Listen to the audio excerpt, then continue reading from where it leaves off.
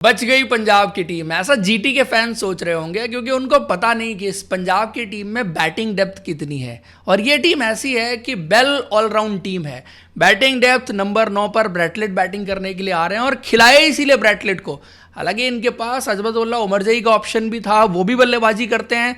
तो अच्छी batting depth होने का आपको फायदा क्या होता है वो आज के मैच में आपको देखने को मिला। और आई थिंक जो लास्ट के 2 ओवर थे, ब्रैटलेट ने आके जो छक्का मारा वो कंप्लीटली प्रेशर ऑफ भी कर गया, गेम भी सील कर गया पंजाब की टीम के लिए। और पंजाब की टीम ने दिखाया कि उनकी बल्लेबाजी में डेप्थ है।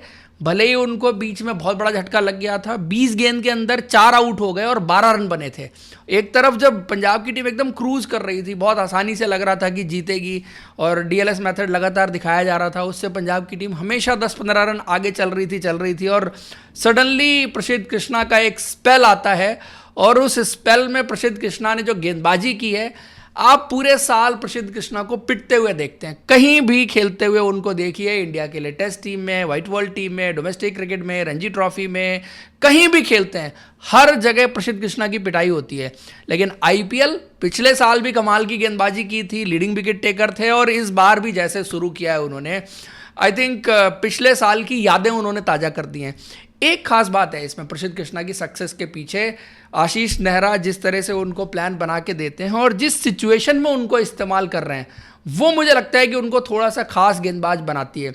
जब वो गेंदबाजी करने के लिए आए तो वहाँ पर मैच ऑलमोस्ट ख़त्म ही हो गया था। आके उन्होंने हार्ड लेंथ हिट किया, कुछ बाउंसर, कुछ यॉर्कर। इस सिचुएशन में प्रसिद्ध कृष्णा ने ज़्यादा गेंदबाजी नहीं की है। जनरली जब भी वो किसी टीम में खेलते हैं तो उनको नई गेंद पकड़ा दी जाती है कि नई गेंद करिए, और नई गेंद से जब भी वो गेंदबाजी करते हैं तो उनको बहुत मार पड़ती है।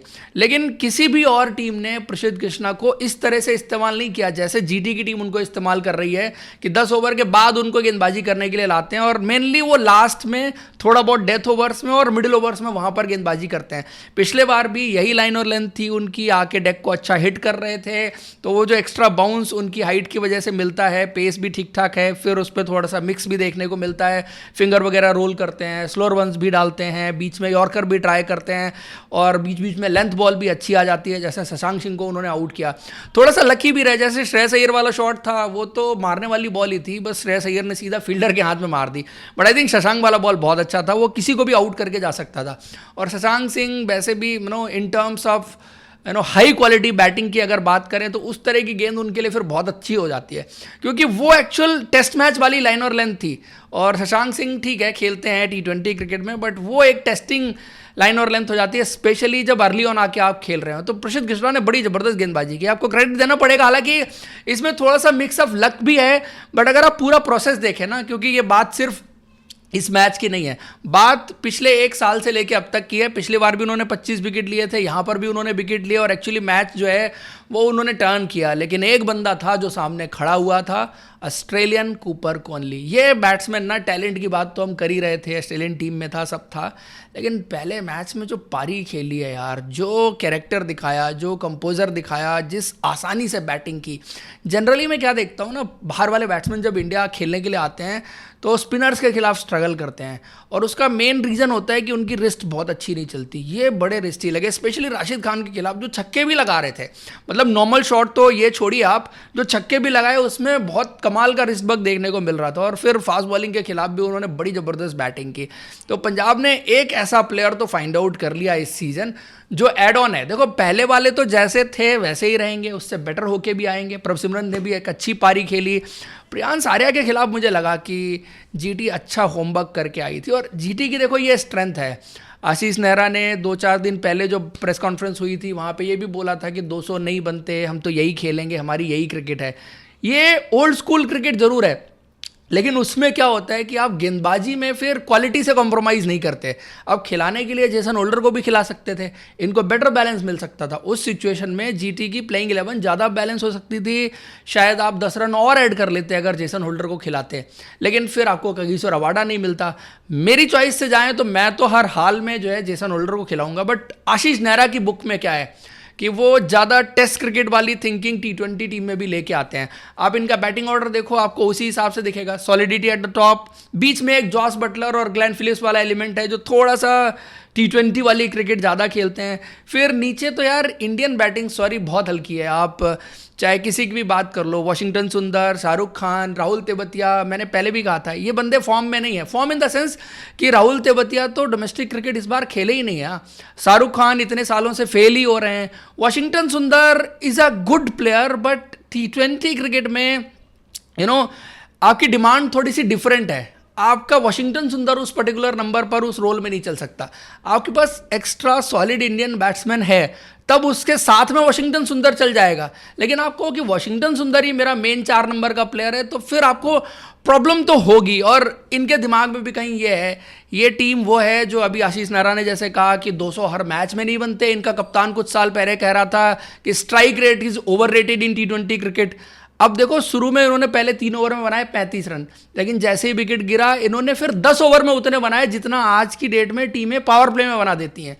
तो पहली चीज तो आप वहीं रह गए थे। फिर उसके बाद आप देखो कि अगले 10 ओवर में आप 100 रन और ऐड कर लेते तो 180 बन जाते तो शायद तगड़ी लड़ाई हो सकती थी। फिर वहां पर आपकी बैटिंग एक्सपोज हो गई। तो ये जो जीटी की टीम है इसमें ज्यादा प्रॉब्लम्स है। पंजाब की टीम तो फंसी वो समझ में आया कि उनके 4 विकेट जल्दी गिर गए और सडनली एक कोलैप्स सा हुआ और थोड़ा सा कैजुअल भी ले लिया क्योंकि ये एक जोन में एक मूड में खेलते हुए चले जा रहे थे सारे बल्लेबाज। बट एट द एंड जो उनकी स्ट्रेंथ थी, जिस वजह से ये टीम जो है वो सबसे बेहतर टीमों में से एक मानी जा रही थी, वो दिखा दिया पंजाब की टीम ने। बट जीटी की टीम क्या करेगी भाई साहब? ये विकेट बहुत अच्छा था। आप अगर पहले जो 3 मैचेस हुए ना उनके मुकाबले कंपैरिजन करो तो वानखेड़े और चिन्नास्वामी का तो कंपैरिजन हो नहीं सकता। वो दोनों तो एकदम बैटिंग पैराडाइज थे। उसके बाद जो तीसरा मैच गुवाहाटी में हुआ वहां पर लो स्कोरिंग मैच देखने को मिला। आई थिंक ये बेस्ट प्लेइंग कंडीशंस हैं। आप विकेट भी देखो, शुरू में बॉल बहुत अच्छा बल्ले पे आ रहा था। जब शुभमन गिल खेल रहे थे ना तो जस्ट टच करने पे बॉल जैसे ट्रैवल कर रहा था, शुरू में बहुत अच्छा बॉल बल्ले पे आ रहा था। और यहाँ पर क्या है कि जो ग्राउंड डायमेंशंस हैं वो बड़ी हैं तो स्पिनर्स को भी प्ले में लेके आते हैं और थोड़ा बहुत गेंद हल्का फुल्का सा शेप भी हुआ है, ये भी एक चीज़ रही है।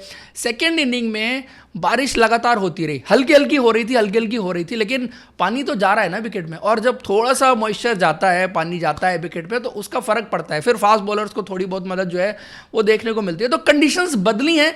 बट थोड़ा सा मैं और इंडिविजुअल प्लेयर्स के बारे में और बात करूंगा, स्पेशली जीटी की बॉलिंग के बारे में। प्रसिद्ध कृष्णा ने तो बड़ी जबरदस्त गेंदबाजी की। सिराज का रोल क्या यही रहने वाला है कि शुरू में 2 ओवर करेंगे, बाद में गेंदबाजी नहीं करेंगे?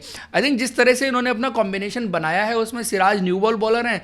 रबाडा को नई गेंद से देख के मुझे अच्छा लगा क्योंकि पिछली बार ये रबाडा को जब खिला रहे थे तो उनको ये काफ़ी लेट गेंदबाजी करवा रहे थे। जिस रोल में अभी ये अशोक शर्मा को लेके आए हैं उस रोल में रबाडा को करवा रहे थे। अगर रबाडा को खिलाना है तो नई गेंद, I think this is the best combination.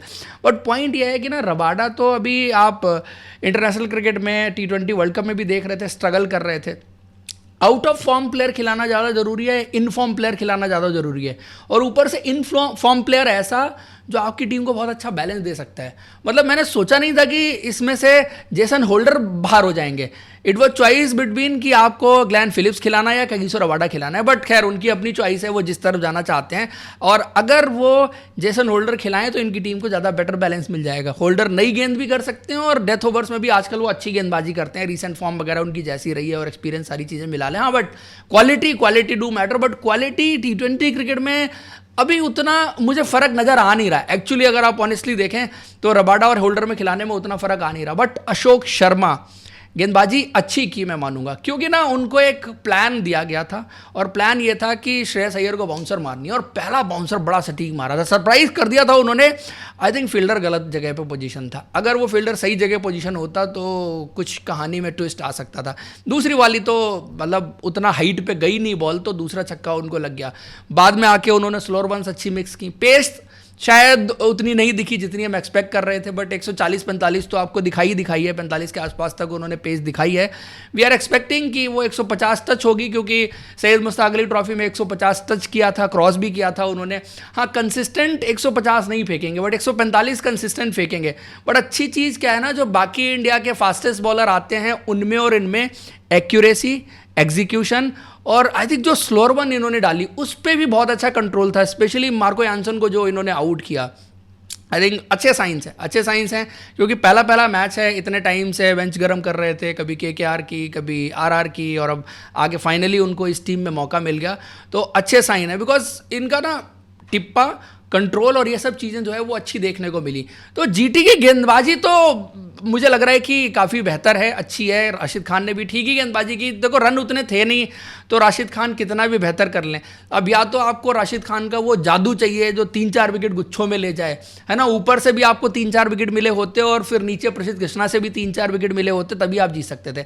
Otherwise ये 160-65 रन आज की T20 क्रिकेट में क्या है, कुछ नहीं है, ईजिली चेज होते हैं। ये पंजाब ने अगर मैसअप नहीं किया होता तो आई थिंक ये 16 ओवर में चेज होने वाला टोटल था। और पंजाब की गेंदबाजी पर अगर आप आ जाओ तो पंजाब ने ब्रैटलेट को खिलाया, इनके पास ऑप्शंस और भी थे, बट आई थिंक वही है कि रिकी पॉन्टिंग की थोड़ी सी एक से रहती है ऑस्ट्रेलियन प्लेयर्स को लेकर के। आप हमेशा देखिए वो जब वो डीसी की टीम में भी थे तब भी यही चीज़ आपने देखी, अभी आप यहाँ पर भी देख रहे हो।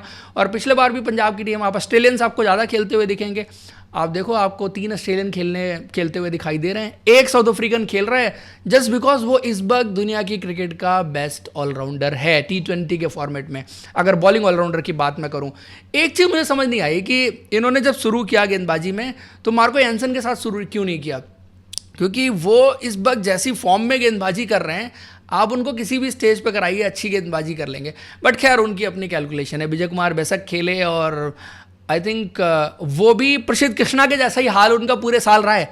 पिछले साल आईपीएल में अच्छा कर रहे थे और इस बार डोमेस्टिक क्रिकेट में उनको क्लब के मैचेस में भी मार पड़ रही थी और मतलब बहुत बुरी तरह से स्ट्रगल कर रहे थे। बट आज आके उन्होंने अच्छी गेंदबाजी की। पहले 2 ओवर तो थोड़ा स्ट्रगल था उनका, बट लास्ट में फिर टेल भी थी और आई थिंक क्वालिटी ऑफ बैट्समैनशिप, है ना। जो डोमेस्टिक में जिन बल्लेबाजों से उन्होंने मार खाई है उनका लेवल इन जीटी के लोअर मिडिल ऑर्डर के बल्लेबाजों से बेटर था, ये बात मैं कह सकता हूँ, क्योंकि मैंने वहाँ पर भी देखा है और यहाँ पर भी देखा है, तो ये डिफरेंस आपको नज़र आएगा। बट पंजाब की बल्लेबाजी, फेल हुए हैं कई सारे बल्लेबाज, बट आई बिलीव कि देखो इनकी स्किल और उस सब में तो कोई दिक्कत है नहीं। पिछले बार इन्होंने सबने प्रूव किया हुआ है। प्रभ सिमरन तो ठीक ही खेले।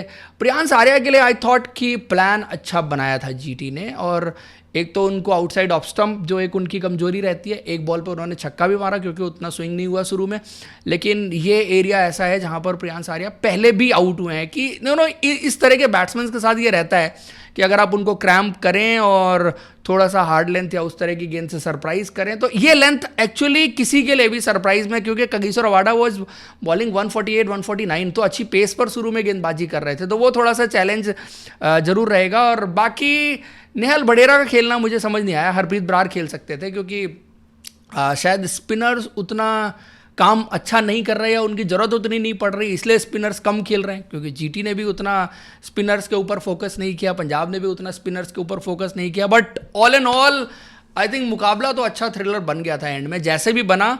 और पंजाब की टीम अपनी स्ट्रेंथ और अपनी ऑलराउंड एबिलिटी और सब चीज़ें दिखा के जीत गई है। बट जीटी का आगे क्या होगा इस बल्लेबाजी का, गेंदबाजी I think it's better than जो आप एक्सपेक्ट कर रहे थे। और अभी इंडियन स्पिनर्स जो अगर गेम में आएंगे तो वो चीज़ तो अच्छी दिखेगी। बट ये एक सिर्फ टीम का मुकाबला नहीं है, ये एक सोच का भी है कि आप एक तरफ देखो, जैसे इंडियन टीम गौतम गंभीर चला रहे थे, उनकी सोच थी कि यार ज़्यादा से ज़्यादा रन बनाए जाएं, हमें 250 बनाने हैं हर मैच में और हमें बैटिंग लाइनअप वैसी होनी चाहिए, अग्रेसिव फायर ब्रांड क्रिकेट, ये सब खेलना है। नेहरा जी की सोच क्या है, हम 180 बनाएंगे, हम 200 बनाएंगे, इतने में ही हम जीत लेंगे। हमारी बॉलिंग में क्वालिटी के साथ हम कॉम्प्रोमाइज़ नहीं करेंगे, बॉलर्स हमारे उस हिसाब से होंगे, हमें ऑलराउंडर चाहिए नहीं। उस सोच में जो मॉडर्न डे T20 की सोच है उसमें क्या, हमें ऑलराउंडर्स चाहिए बिकॉज वो अच्छा बैलेंस देंगे टीम को, डेप्थ देंगे बैटिंग बॉलिंग हर डिपार्टमेंट में।